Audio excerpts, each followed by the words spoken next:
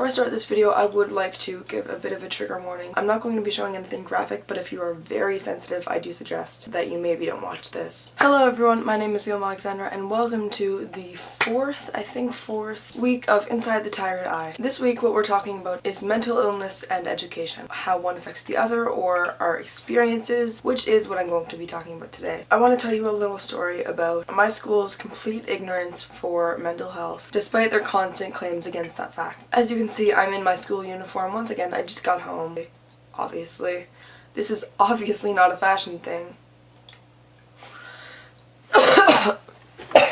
Alright, so here is the story. Around a month and a half ago, everyone was called down for a 2-period long assembly. No teachers had told us what it was going to be about, and we were pretty excited. We arrived and we realized that there were no seats on the floor at all. Regardless, the teachers told us to sit down on the disgustingly dirty floor. And of course we did, and there was this little set in front of the room on the stage. There was a set in front of the room on the stage, very simple. I think a chair, a laptop, and some poster boards. So what we expected was one of those completely generic don't do drugs campaign. Suddenly the room goes dark and a woman walks onto the stage. So this girl holds up a card. It says hello. She moves on to the next one. This is my story. She continued to pass card by card, and it turned out to be a rendition of the Amanda Todd story, talking about bullying and sexual abuse and suicide. And at this point, of course, people are already getting emotional, myself included, I'm not going to lie. We enter a scene of these two people moving in. One of them is the same girl and one of them is her dad. They're moving into a new house or something like that. This girl was a very damaged person. You could tell already by the first few lines. She was talking about cutting herself in a very violent way. She was talking about a psychiatric ward. So they're having a conversation about depression and self-harm and that kind of thing. The play itself wasn't even the most important part. I'm not going to go into tons of detail. The one thing I do need to say though is at one point the girl was so upset that she started screaming and she took out a pair of fucking scissors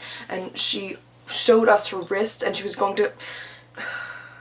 and she didn't end up doing it, but the image was fucking horrible. So to review, it is a very graphic play about depression, which as you probably know, many teens suffer from. So here I'm going to list every single thing I found wrong with that experience. The administrators are put in charge of taking care of us, making sure we have the best high school experience we can. They're supposed to know what it's like in the shoes of a teenager, even if they are not one themselves. And then, without warning, they show us graphic self-harm and suicide. It's a room of teenagers. What to expect. Number 2, when I and so many other people asked to leave, they said no, sit down, it's rude. As if the rude thing is not being able to tolerate someone cutting their wrists. Number 3, this girl was supposed to be representative of all teenagers. She was rude, she was self-centered, she didn't care about anyone else. Portraying depression as that gives the non-depressed a really bad view of the victims. Number 4, the fact that both actors in this were 22 years old and seemingly had no idea of the harm that they had just done. The fact that these two people went through adolescence without any problems is wonderful, but the fact that they don't know what it's like, the fact that they couldn't have some sympathy for us, it's fucked up. Number 5, do you know how many people in that audience had self-harmed before? What do you think you did to them